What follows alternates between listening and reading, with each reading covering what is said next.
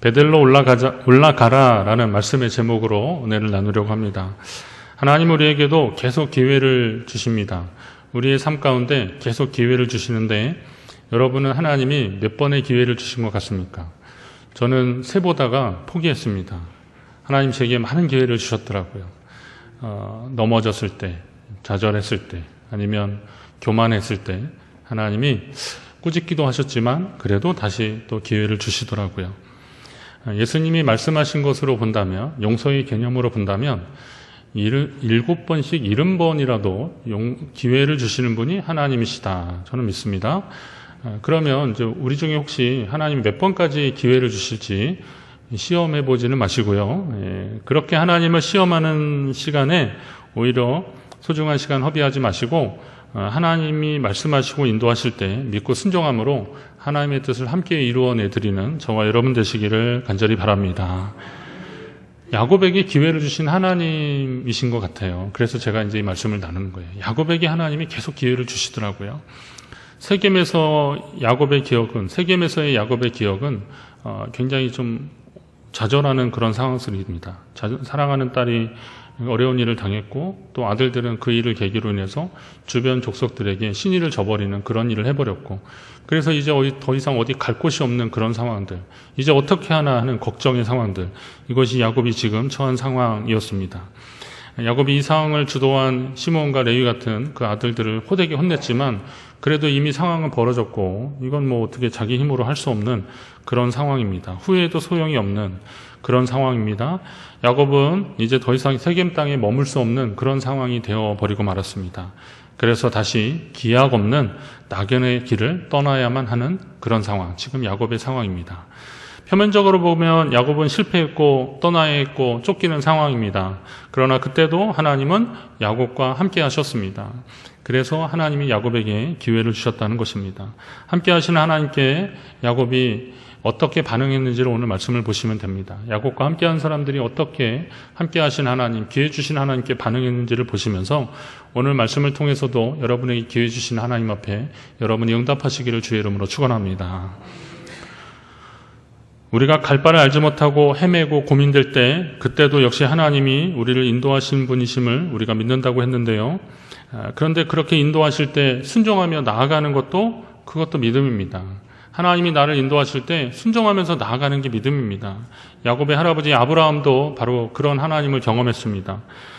믿음으로 아브라함은 히브리서에 보니까 믿음으로 아브라함은 부르심을 받았을 때 순종하여서 장래에 자기가 유업으로 어떤 땅을 받을지도 모르고 어디로 갈 바를 알지 못하면서도 하나님을 믿음으로 나아갔다, 순종했다라는 것입니다.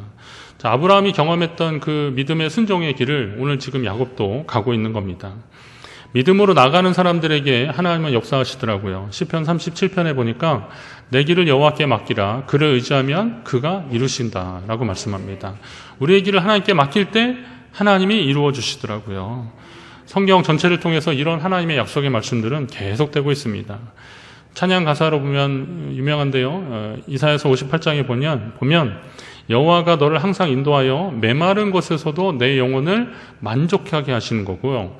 그리고 내 삶을 물된 동산같이 하겠다, 이렇게 말씀해 주십니다. 여러분, 물된 동산이라는 거 생각만 해도 신나지 않습니까? 당시로서는 이 척박한 땅이었기 때문에 이 물된 동산이라는 것은 언감생심이었습니다. 근데 물이 항상 흐르는 곳이라면은 얼마나 거기에 풍족함이 있는 겁니다. 지난 주간에 우리 춘천에 물이 안 나오는 것 때문에 좀 고생하셨을 겁니다. 전국 뉴스가 됐더라고요. 춘천에 물 안 나온다고. 누가 전화했어요. 물이나 먹고 있냐고. 그래서, 근데 저희는 뭐, 그날 저녁에 바로 물이 공급이 됐는데, 아파트에 사시는 분들은 아마 그거 잘 모르셨을 겁니다. 저수조에서 물이 나왔으니까. 그런데 이제 단독주택이나 영업하시는 분들, 식당 하시는 분들은 굉장히 곤란을 겪으셨을 겁니다. 물이 며칠 안 나오니까 참 힘들지 않습니까? 뭐 관계자들이나 시장님이 나서서 사과하는 그런 상황까지 됐습니다. 물이 끊기니까 그렇게 되는 겁니다. 근데 우리 삶에 있어서 물이 끊긴다고 생각해 보십시오. 하나님을 의지하는 자들에게는 이 물이 끊기는 일이 없게 하시겠다고 하나님이 약속하시는 거예요. 여러분의 생애 가운데 이런 물된 동산과 같은 역사가 계속되기를 주의 이름으로 축원합니다. 야곱이 그 하나님을 경험했던 겁니다. 어디로 갈 바를 알지 못하는 상황 속에서 하나님이 아주 구체적으로 말씀해 주시는데요. 베델로 올라가라 라고 말씀하십니다. 베델로. 형 에서와의 화해로 인해서 안도하느라 그가 지금 어디로 가야 하는지를 깜빡 잊고 세겜 땅이라는 곳에 안주하면서 거의 10년 가까이를 살았는데 지금 그 디나이를 겪고 나서 정신이 번쩍 나는 거죠. 그리고 이제 그가 갈 곳이 어딘지를 하나님이 분명히 알려주고 계시는 겁니다.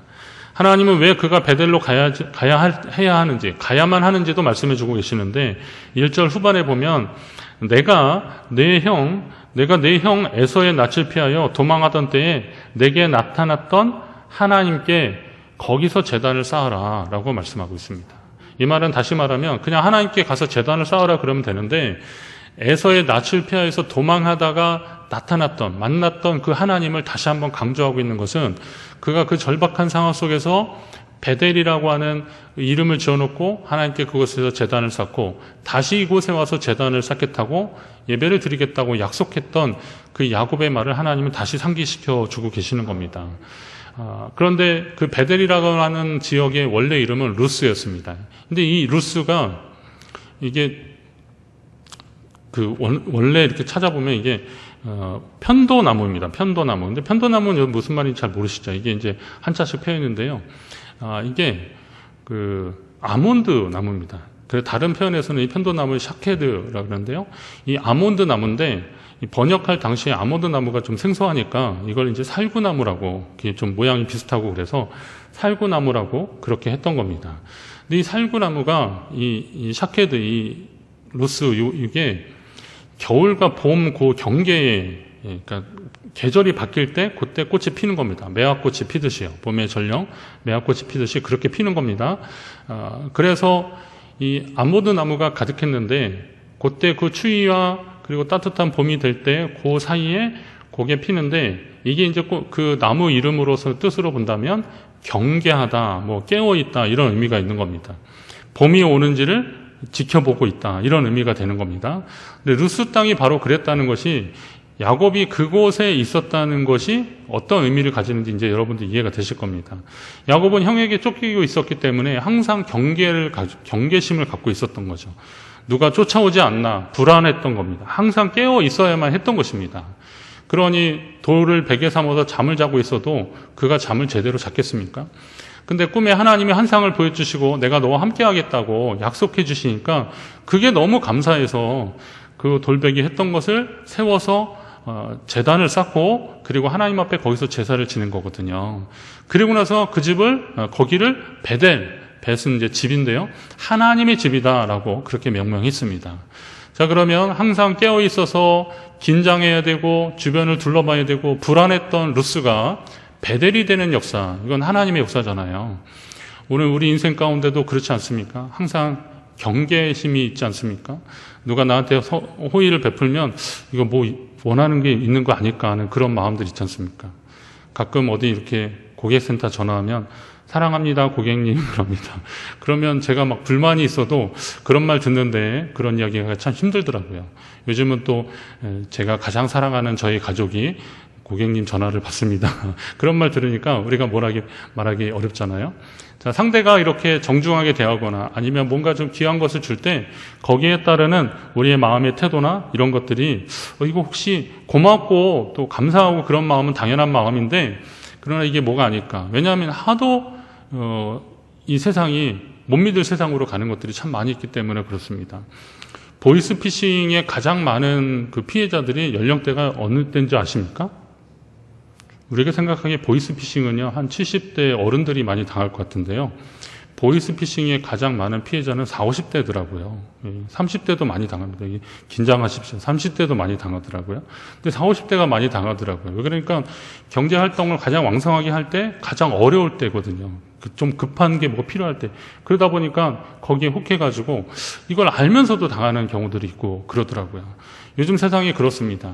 이런 불안한 세상 속에서 하나님 아버지 집에 있는 것 같은, 내 아버지 집에 있는 것 같은 그런 안정감이 여러분 가운데 있다면 그것도 축복일 것입니다. 여러분이 그 복을 누리시기를 간절히 바랍니다. 여러분 인생의 문제를 만나고 갈 바를 알지 못할 때 어디로 가셔야 하는 겁니까? 하나님의 품으로 안기시는 것, 그것이 축복입니다.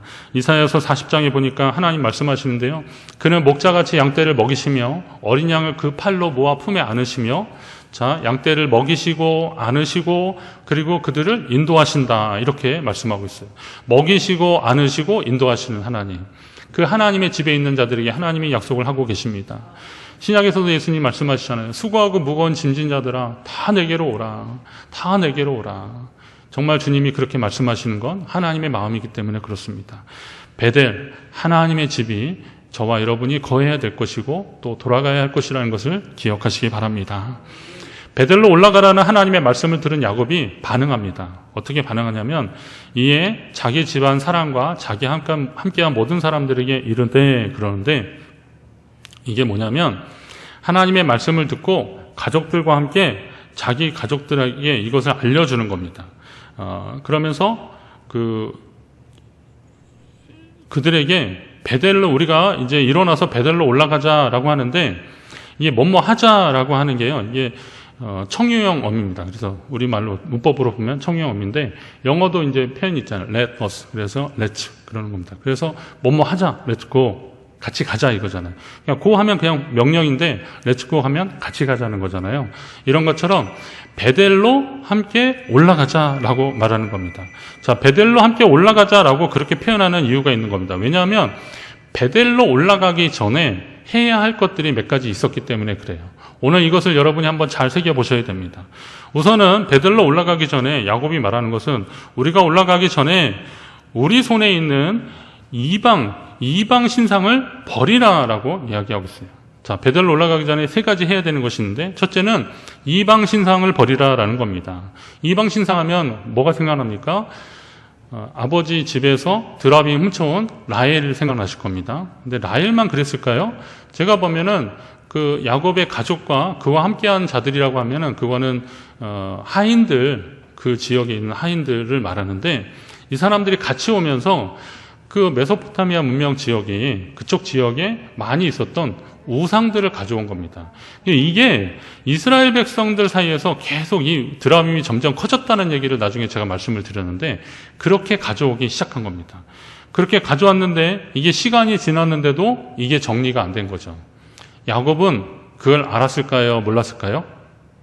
알고 있었던 것 같아요. 그래서 이걸 정리하라, 버리라라고 말하는 겁니다. 좀 안타까운 말이지만 나중에 라헬이 베냐민을 낳다가 죽는 과정에서, 이게 이전에 외삼촌이 그걸 찾으러 왔을 때 내가 훔치지 않았다라고 하면서 그거 가져온 사람은 죽게 될 거라고 그랬는데, 이게 말이 결국은 현실이 된 건데요. 이런 과정인데, 아마 라헬이 그거를 드라빔을 가져왔는데 요때에 우상들을 다 내놔라, 신상들을 다 내놔라 할 때 그때만 내놨어도 좀 좋았을 걸 하는, 그런, 어쩌면 라헬을 향한 마지막 하나님의 기회였을 텐데 하는 그런 생각이 들었어요. 말씀을 계속 보면서요. 그가 그걸 이렇게 내놓고 정리했다는 기록이 없고 라헬이 죽은 것을 보면 그런 마음이 있습니다. 자, 아무튼 하나님 앞에 나아가는 사람들, 하나님을 믿는 자는, 하나님을 섬기기로 결심한 사람들은 각종 우상, 하나님의 외의 것들은 다 버려야 되는 거죠. 그거 다 정리해야 되는 겁니다. 오늘 우리가 예수를 믿는다는 것은 하나님 외의 것들은 좀 정리하려고 결단하셔야 되는 겁니다. 그리고 자신을 정결케 하라라고 말씀하십니다. 자기를 정결케 하라. 이게 뭔가 마음을 깨끗이 하라는 건데, 표면적으로는요. 우상과 같은 것들은 겉으로 드러나는 것이기 때문에 그냥 내놓고, 나중에 이제 묻었지만 하여튼 불태우거나 쪼개버리면 되는 겁니다. 그런데 자기를 정결케 하는 일들은 우상을 그냥 던져놓는 거하고는 조금 다른 일입니다. 이거는 누가 뭐라 그러지 않는 겁니다. 겉으로 드러나는 것이 아니기 때문에 마음을 정결하게 하는 일은 누가 뭐라 그러지 않는 거예요. 그거 가지고 지적하지 않는 겁니다. 그런데 자기가 아는 거죠. 양심이 있는 거잖아요. 자기가 아는 거예요. 요번에 어느 야구단에서 경기 끝나고 회식하다가 확진자들이 막 나왔는데, 초기에 역학조사에서 거짓말을 했더라고요, 보니까. 근데 거짓말을 해도 나중에 이제 드러나긴 했는데, 설령 드러나지 않더라도 본인들은 알았을 겁니다. 거기 끝나고 회식 자리에 있었던 본인들은 알았을 겁니다. 이런 것들이죠. 걸리지 않으면 그냥 운 좋게 넘어갔다라고 할 수 있지만 본인들은 아는 거죠. 여러분 살면서 자신만이 아는 자기의 약점들이 있지 않습니까? 하나님 보시기에 합당하지 않은 여러분만의 약점들이 있지 않습니까? 자기를 정결케 하라는 것은 바로 그런 일들을 내려놓으라는 겁니다. 지난주에 이어서도 제가 번제단 지나서 성소에 들어가기 전에 물두멍에다가 손발을 씻는 제사장의 모습 말씀드렸습니다. 물두멍은 회막에서 수종드는 여인들의 녹거울로 만들었다 그랬습니다. 물두멍 자체가 거울이었더라고요. 저는 그것까지 생각 못했는데 이번 성목사님네 때 이제 다시 깨달은 거예요.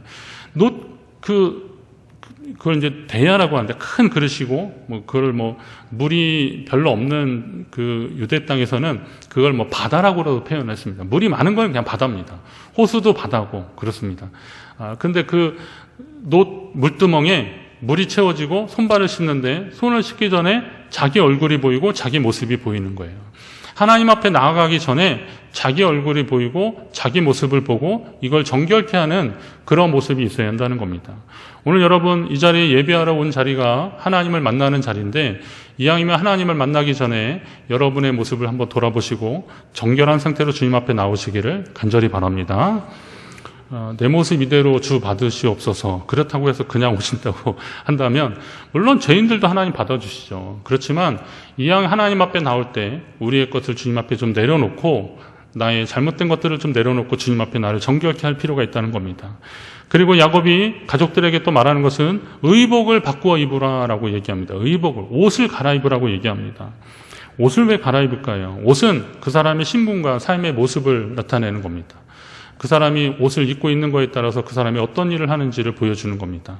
자, 그런데 의복을 바꾸는 것은 그 현재의 부정한 삶과 신분을 또 벗어 던지는 것하고도 의미가 있는 겁니다. 죄악 가운데 있었던 삶들을 정리하는 거죠. 나는 이제 다시 그렇게 하지 않겠다라는 겁니다. 다 그러실 필요는 없겠지만 저는 그냥 개인적으로 목사로서 이 양복만큼은 주일에 입는 양복이 있습니다. 계절마다 이제 총 4벌이 있는데요. 그래서 하복이 있고 동복이 있습니다. 그래서 이왕이면 이제 주일에만 입는 옷들이 있습니다. 주일에만 신는 신발들이 있습니다. 제가 여기저기 다 다니던 그런 신발이 아니라 그냥 하나님 전에 있기를 원하는 마음들. 그건 저희 그냥 고백이니까 그렇게 들으십시오. 모두 다 그러실 필요는 없을 것 같아요. 그렇지만 하여튼 하나님 앞에 좀 구별되어서 옷을 갈아입는 심정으로 하나님 앞에 나아가는 사람들은 옷을 갈아입고 자기의 이전 것은 버려두고 하나님 안에서 새로운 피조물로 나가고 싶은 그런 마음들. 출애굽기 19장에 보면 산에서 내려온 이스라엘 백성들에게 모세가 그들의 옷을 빨라고 지금 지시하고 있어요. 옷을 빨아라는 겁니다. 이렇게 하나님 앞에 나아갈 때는 그들을 겉에 보이는 것도 정결하게 해야 되는 것들이 있습니다. 계시록 19장에 보면 그들에게 어린 양 혼인잔치에게 빛나는 세마포 옷을 갈아입도록 그들이 그 옷을 입도록 허락하셨다 그랬습니다. 옷을 바꿔 입는다는 것은 이전에 내가 아니라 주님 앞에 새로운 피조물로 서겠습니다라고 하는 결단입니다. 그렇다면 오늘 우리도 하나님 앞에 그런 모습으로 나와야 되는 거죠. 정결의 예복을 입고 하나님 앞에 나와야 되는 겁니다. 하나님께서 주신 베델로 올라가라라는 명령에 베델로 올라가자라고 식구들에게 말하는 야곱의 그 마음에 야곱의 또 신앙 고백이 하나 더 있어요. 거기 뭐라 그러냐면 내 환난 날에 내게 응답하시며 내가 가는 길에서 나와 함께 하신 하나님께 내가 거기서 제단을 쌓으려 하노라. 아버지 왜 베델에 가시려고 하는 겁니까? 그럴 때 나 거기서 제단을 쌓으려고 그렇게 말하지 않았어요. 하나님도 베델에 대해서 설명할 때 하나님 참 디테일하게 하셨죠. 내가 내 형 에서에게 쫓겨날 때 그 낯을 피해서 도망갈 때 내가 만났던 그것이 베델이라는 것을 다시 알려주시고 야곱의 입장에서도 환난 날에 나를 만나주시고 나를 도와주신 그 하나님을 만났던 것 그곳에 가서 제단을 쌓겠다라고 고백하는 겁니다. 여러분 믿음의 고백이 구체적으로 있어야 될 필요가 바로 이런 거더라고요. 여러분의 자녀들에게 믿음의 후손들에게 여러분이 좀 구체적인 간증을 하게 되시기 바랍니다. 구체적으로 하십시오. 하나님이 나를 어떻게 하나님 날 구원해 주셨다. 그런데 어떤 상황에서 여러분의 스토리가 좀 있어야 됩니다. 제가 예전에 이제 이야기 치료하면서 이렇게 봤더니 사람이요 어려서부터 이렇게 어른이 되기까지 이야기들이 있어요. 사람들은 다 이야기가 있잖아요. 스토리가 있어요. 근데 이 스토리가 자연스러운 사람들이 있고 자연스럽지 않은 사람들이 있어요. 어디가 단절된 사람들이 있어요. 그 기억을 그 때의 상황들을 기억하고 싶지 않아 하는 분들도 있더라고요. 그걸 또 애써 막 후벼 파는 분들도 있어요. 근데 저는 그러지 않았으면 좋겠어요. 그거는 그가 말하기 전까지는 그렇게 하면 안 되거든요. 꾸준히 이야기를 들어주고 또 그 사람의 그 나무에 있어서 옹이같이 좀 상처난 부분들이 좀 감싸지기를 기다려주는 그런 것이 이제 상담자가 해야 될 일들이다. 저는 그렇게 정리를 했는데요. 하나님도 그러시는 것 같아요. 그들의 이야기를 들어주시는 거예요. 야곱은 자기 생애 가운데 이야기를 계속하는 겁니다. 나중에 바로 앞에 갔을 때도 자기네 나그네 세월이 몇 년이다 이렇게 말하는 것처럼 자기 인생의 이야기를 하는 겁니다. 자, 여러분의 신앙의 이야기들, 여러분의 인생 스토리를 잘 정리하고 계십니까? 자녀들에게 삶을 마감하는 차원이 아니라 내 믿음을, 내 삶을 정리하는 차원에서라도, 정돈하는 차원에서도 여러분의 믿음의 이야기들은 지금도 계속 되어져야 되는 겁니다. 그런 역사가 계속되기를 주의 이름으로 축원합니다. 하나님 앞에 올라가는 것, 믿음의 고백과 함께 진정한 예배자로서 하나님 앞에 서겠다고 하는 그런 전제로 그의 삶을 계속 이야기하고 있는 야곱을 보십시오. 자, 베들로 올라가기 전에 세 가지 정리할 것을 야곱이 요청하니까 가족은 물론이고 이제 하인들이 그걸 따라가는 거죠. 그래서 그들이 우상들을 가져왔습니다. 그들의 신상들을 야곱에게 건네는데 또 흥미로운 것은 귀고리까지 다 꺼내놨다 그랬습니다. 신상들은 보여지는 것들입니다. 크게 보여지는 것. 이게 나중에 뭐 그러니까 낙타 안장에 넣을 정도로 작은 것이었는데, 낙타 안장 주머니에 넣을 정도로 작은 것은, 거기에 숨겨도 될 만한 작은 것이었는데 나중에는 이게 점점 커져서 사람만해졌다 이런 얘기도 했잖아요. 그것처럼 보여지는 것들입니다. 나타나는 것들입니다. 그런데 이 귀고리 같은 것들은 원래 길을 뚫는 것은 주인에게 복종하는 그런 의미로 길을 뚫는 건데 그 허전한 자리를 자꾸 뭔가로 채워지기 시작하는 거예요. 그래서 장식이 되고 이게 그 당시에 우상이 되었던 겁니다. 지금은 좀 패션이나 뭐 이런 차원에서 하셔도 되니까 부담 없어도 됩니다. 그렇지만 그 당시로서는 이 귀걸이나 이런 것들이 자기만의 우상인 거죠. 움직이는 우상. 그걸 의지하고 그랬던 건데 그런 것조차 끌러서 야곱에게 내놓는 겁니다. 자, 그리고 이걸 모아서 상수리 나무 아래 묻었다 그랬어요. 어디냐면 저는 이 지역도 재밌어요. 세겜 근처 상수리 나무에 묻었다. 상수리 나무 아래에 묻었다. 세겜이 어떤 땅이에요? 그들의 아픔이 있었던 곳입니다. 그리고 다시 그런 일들이 일어나지 않았으면 하는 그런 마음들. 그러니까 자기들의 모든 아쉬움들, 그리고 실패의 경험들, 그리고 안타까운 마음들, 이것을 그 세겜 땅에 다 묻고 싶어서. 어쩌면 우리가 이 신상을 아직도 가지고 있어서 그런 것이 아니었냐. 하나님 앞에 우리가 정결하지 못해서 그런 것이 아니었냐. 하나님 앞에 우리의 신분이 하나님의 백성, 하나님의 자녀가 되었는데도 아직도 이전의 삶을 고집해서 그런 것이 아니냐. 우리 이거 다 정리해서 이 세겜 땅에 묻어버리자라고 했던 그런 결단이 있었던 겁니다. 성도에게 있어서도 이렇게 묻어야 할 것들이 참 많을 것 같습니다. 괜히 아깝다고 미련두고 그리고 그거 너무 집착하면 어쩌면 그것이 내 삶의 발목을 잡게 될지도 모릅니다. 예수 믿기로 결심한 어느 성도님이 이제 가정에서 예배를 요청을 해서 제가 예배를 드리는데 예배를 다 드리고 나서 이제 보니까 정리할 것들을 보면 이제 그렇게 예수 믿기 시작한 분들은 정리할 것들이 있어요. 좀 이렇게 뭐 신주단지처럼 모시고 막 그런 것들이 있거나 부적들이 있어요. 그래서 쭉 둘러봤더니 부적이 있더라고요. 아니나 다를까. 그래서 제가 이걸 떼어도 되겠냐 요청하니까 그러시라 그러더니 정말 이제 의자 놓고 띄려고 그러니까 목사님 잠깐만요 그러시더라고요. 그래서 제가 또 약간 멈췄어요.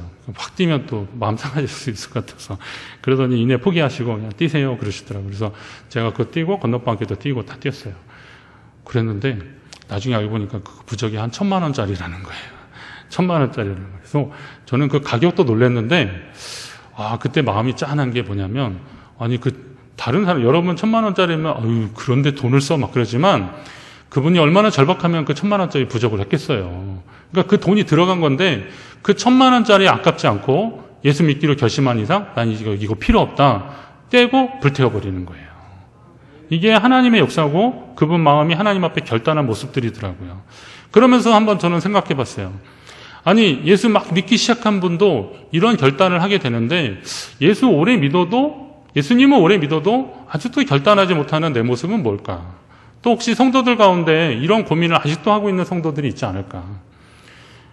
묻었다가 다시 가서 파내고 묻었다가 다시 가서 파내고 혹시 그러지 않습니까?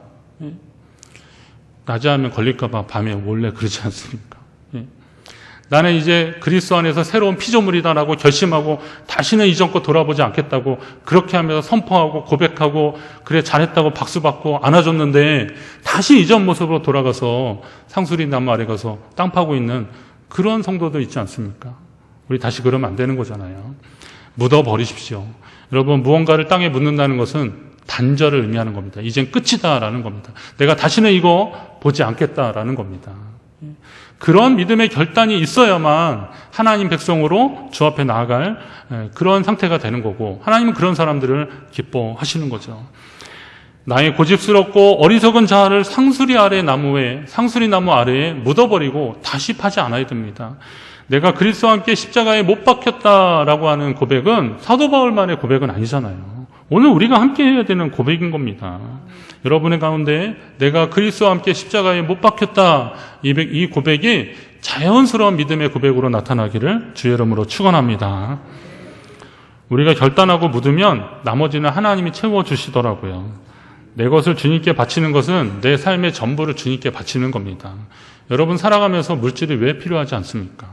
성도가 우리가 예수 믿는다고 해서 물질이 필요 없는 사람들이 아니잖아요.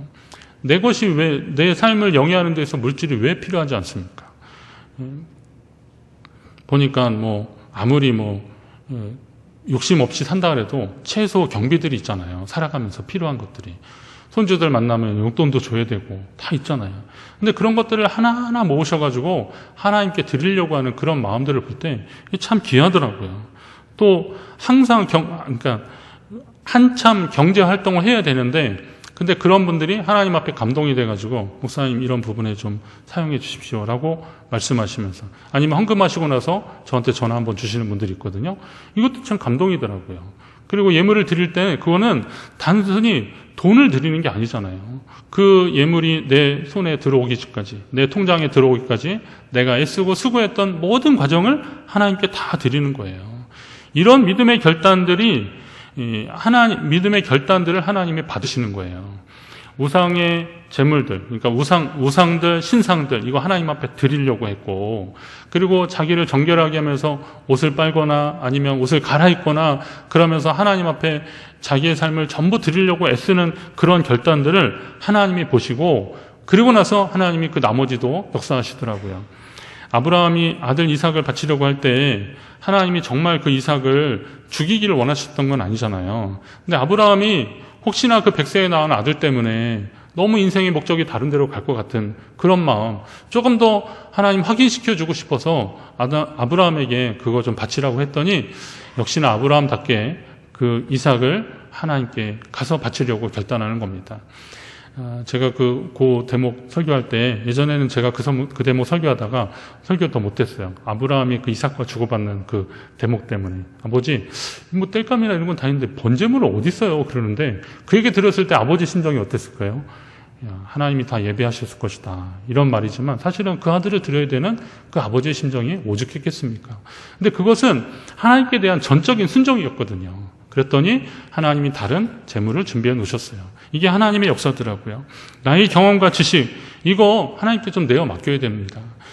제자들이 밤이 맞도록 수고를 했는데 고기를 한 마리도 잡지 못했어요. 물고기 한 마리 잡지 못했는데 예수님이 깊은 데로 가서 그물을 던지라라고 했을 때, 아니, 우리가 이 갈릴리 바다에서 평생 잔뼈가 굵었는데, 우리가 그래도 명색이 어부인데 지금 이렇게 우리가 수고했는데도 고기를 못 잡았다면 오늘은 지금 고기가 다른 데로 다 가버리거나 없는 게 맞는데, 목수 출신이 예수님이 오셔서 이거 던지라 그러는 거, 사실 그거 따라하는 것도 자존심 상하는 일들입니다. 그렇지 않습니까? 그거 따라하는 일도 자존심 상하는 일인데 그들이 말씀에 순종해서 그렇게 했더니 많은 고기를 잡게 됩니다. 하나님이 순종하는 자들을 위해서 예비하신 것이 바로 그것이구나라고 하는 우리 확신이 일어나게 되는 겁니다. 여러분 삶 가운데 이런 역사가 일어나시기를 주의 이름으로 축원합니다. 세겜 땅에서 일어난 사건 때문에 떠날 수밖에 없었던 상황에서 야곱은 하나님의 음성을 듣게 되는 겁니다. 여러분들 인생을 살면서 위기의 순간을 만날 때 들어야 하는 분의 음성을 듣게 되시기를 주의 이름으로 축원합니다. 들어야 하는 소리를 들으셔야 됩니다. 가야 할 곳에 가야 되는 겁니다. 듣지 말아야 되는 소리 듣거나 가지 말아야 되는 곳에 가서 다시 실패의 역사를 쓰지는 마십시오. 아까 그 부적된 분 있잖아요. 그분이 몸이 좀 계속 안 좋고 막 그래서 밤에 막 이렇게 몸 상태가 안 좋고 정신 상태가 안 좋아서 막 뛰쳐나가고 막 그러는 거예요. 그러니까 너무 걱정하고 사람들이 막 그러니까 누가 그러는 거예요. 그 구슬 한번 하라고. 용한 사람이 있는데 그 사람이 그런데 아주 용하다고. 그런 얘기를 자꾸 한 거예요. 누가. 자꾸 한 거예요. 그러니까 이분이 마음이 혹해가지고 정말 그거 하면 될까 해가지고 구슬하고 써준 부석 갖다가 방마다 다 붙인 거예요. 자, 그분이 그 문제가 해결됐을까요? 안 됐을까요? 됐으면 교회 안 나왔죠.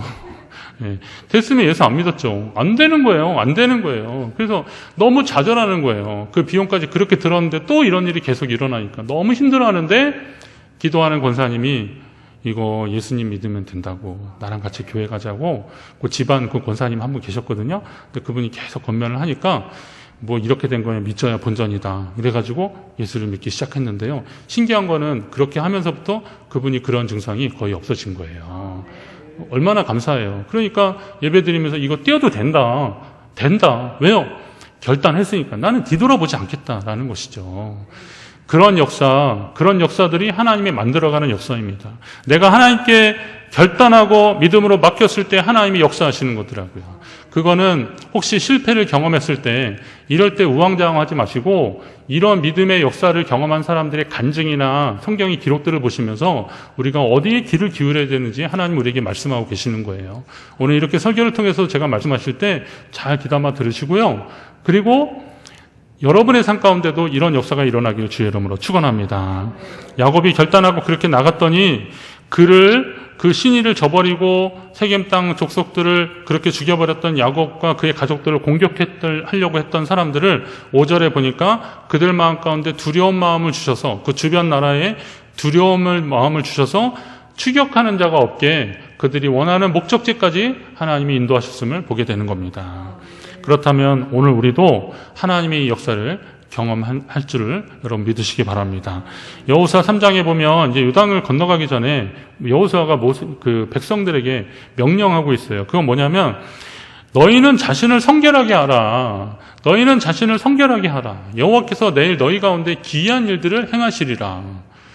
이제 제사장과 이런 그 제사장이 법궤를 메고 갈 때 요단물이 멈추는 일이 이제 기이한 일인데 요단물이 멈추는 그 일 자체가 기이한 일보다는 이 백성이 상하지 않고 이 물이 철철 넘치는 요단을 건너가게 하는 일, 이게 하나님이 하시는 기이한 일이에요. 근데 자기를 깨끗해 하고 정결케 했을 때 그 말에 순종해서 마음으로 준비하고 믿음으로 준비했던 그들에게 하나님이 기이한 역사가 계속 일어나게 되는 거예요. 오늘 우리 가운데도 이런 역사가 계속 일어날 줄로 믿으시고요. 하나님이 베델로 올라가라 그러면 베델로 가시는 겁니다. 믿고 순종하는 겁니다. 어디가 좋을까 어디가 좋을까 재보지 마시고요.